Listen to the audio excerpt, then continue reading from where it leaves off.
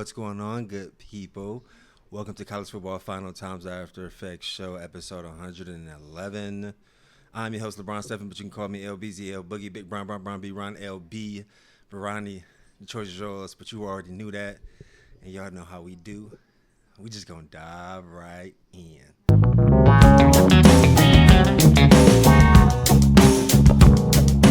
All right, so college football playoff quarterfinal. We had 4 games, and we're going to start off with the second best game. Number 10, Miami played number 2, Ohio State in the Cotton Bowl, and Miami was able to beat Ohio State 24-10. And I only have one word for this game: out physical. I'll say it again: out physical.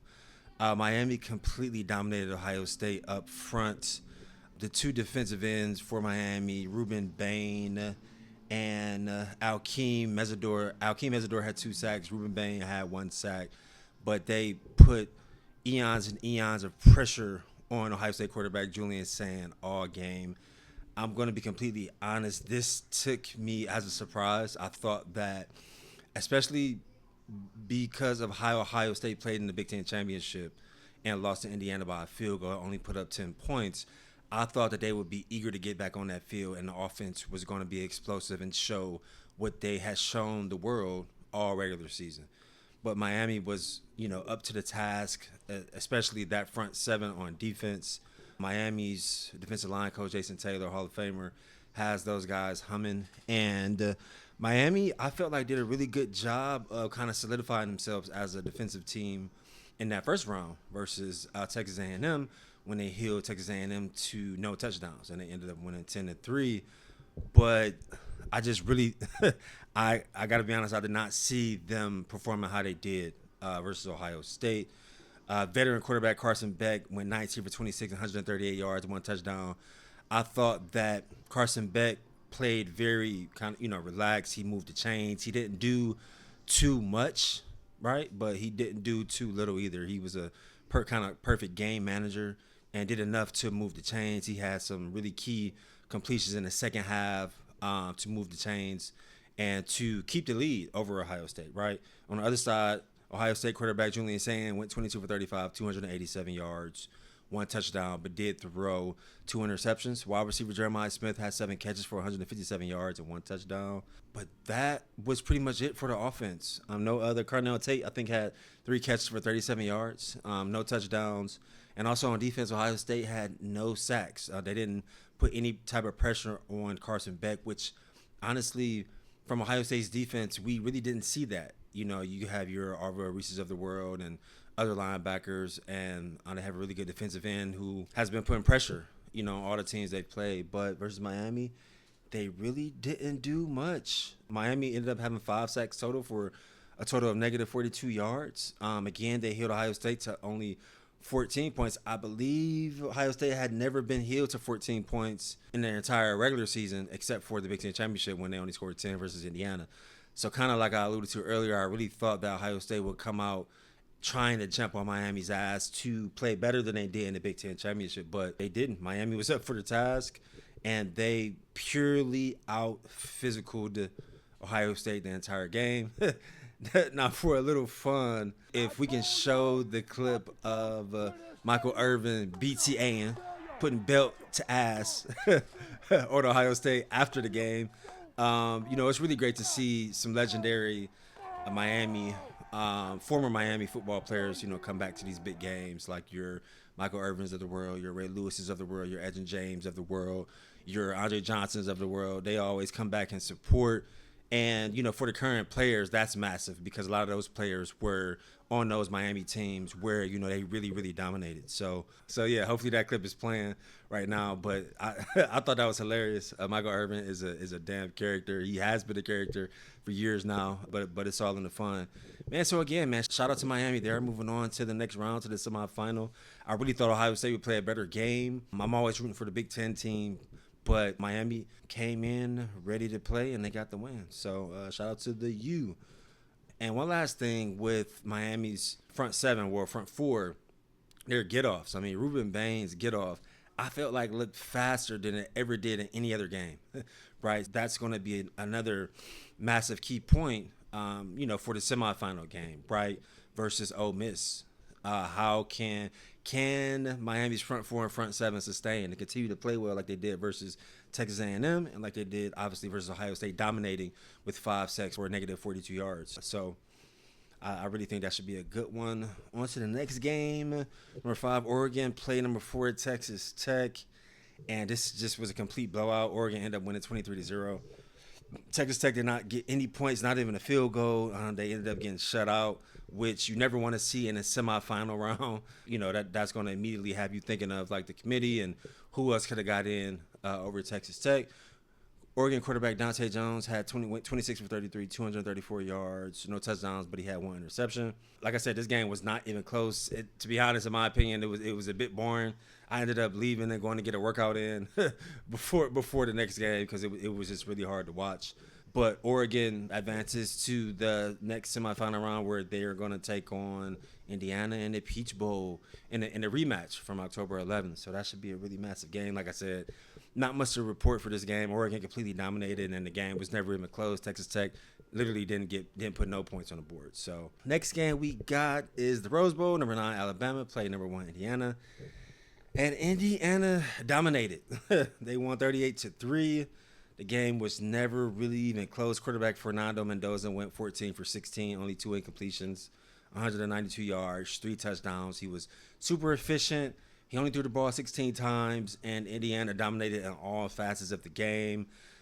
Indiana running back Kalen Black had 99 yards for 1 touchdown. The other running back, Roman Hemby, had 89 yards for 1 touchdown. So they dominated in the run game. Fernando Mendoza was super efficient in the pass game, and they also dominated on special teams. On the other side, quarterback Ty Simpson went 12 for 16 for 67 yards, but ended up exiting the game at the start of the third quarter. He got hit pretty good in the second quarter right before the half. He got dinged pretty good, and they were saying that he wasn't 100%, and they ended up taking him out at the beginning of the third. He never returned. I believe he may have been in either concussion protocol or some other injury. So Alabama, once their backup came in the second half, I think all the viewers knew that, Indiana was going to run away with this game. As far as Alabama's concerned, I really think now after this game, fans and football fanatics are going to look at Alabama from a different viewpoint, or they're going to look at Alabama in a different prism, because Alabama never gets blown out like this in, college football playoff games. They always play tough. They compete hard, and the games are typically very close and very competitive. But to see Alabama get absolutely clobbered like this in the Rose Bowl was in my opinion, hard to watch. So, yeah, Kalen DeBoer has a lot of kind of soul-searching and team deep diving to do as far as hiring new coaches and, really diving in that transfer portal and obtaining some players that he needs to be better next year. Then one also player for Indiana on the Indiana defense, Indiana DB Devin Boykin also had 2 sacks. So, the Indiana dominated, and they're moving on to the semifinals. Go Big Ten. Go Big Ten. Last game we got, definitely I thought the best game in the quarterfinal round. You had number 6 Ole Miss versus number 3 Georgia, which is a rematch in which Georgia won during the regular season, but Ole Miss was able to pull this one out 39-34. Anybody watching this, you all let me know what you think. Was this the game of the year? Quarterback Trinidad Shameless for Ole Miss went 30 for 46, 362 yards, 2 touchdowns. I really just thought he made big play after big play after big play, especially in the fourth quarter on 3rd and 4th downs, having to move the chains. He figured it out every time. And also 2 wide receivers for Ole Miss played very well as well. Harrison Wallace had 9 catches for 156 yards, 1 touchdown. Deshaun Stribling had 7 catches for 122 yards, no touchdowns. But, yeah, I thought this was a Sugar Bowl classic. Ole Miss and Georgia kept going back and forth all game. They were very competitive on the other side for Georgia. Quarterback Gunnar Stockton went 18 for 31, 203 yards and 1 touchdown. Like I said, Georgia won the first game during the regular season, and they just went back and forth. This was a very competitive game. Those last 5 minutes of the game in the fourth quarter, Ole Miss was just able to figure it out, being led by Trinidad Shameless. He made big play after big play after big play. And when you do some more deep diving on how he did during the season, he had 8 games where he threw over 300 yards. So 8 out of 12 games he threw over 300 yards. And then I believe this game, Sugar Bowl, was the ninth, and no other game was bigger, obviously, right, than the Sugar Bowl. So I thought that Shameless, like played his ass off, and that's why they're moving on and playing and get to play in the semifinals. So shout out to Ole Miss. They've had a lot of adversity kind of transpire within their program with Lane Kiffin deciding to leave and go to LSU. But a question that's kind of been circulating around is, should Kiffin get any credit from the fans for assembling this team, right? I mean, him and his staff did assemble this team. They went out on the transfer portal last offseason and obtained some really good players and put the team together during the summer and during training camp and worked hard with the team and helped the team develop and mature during the maturation of the season. And that's kind of why they're able to play how they are now. With that being said, I think that also, they're playing with a chip on their shoulders as well since Kiffin left. And they want to show that they can still perform well and up to par without Lane Kiffin being there, right?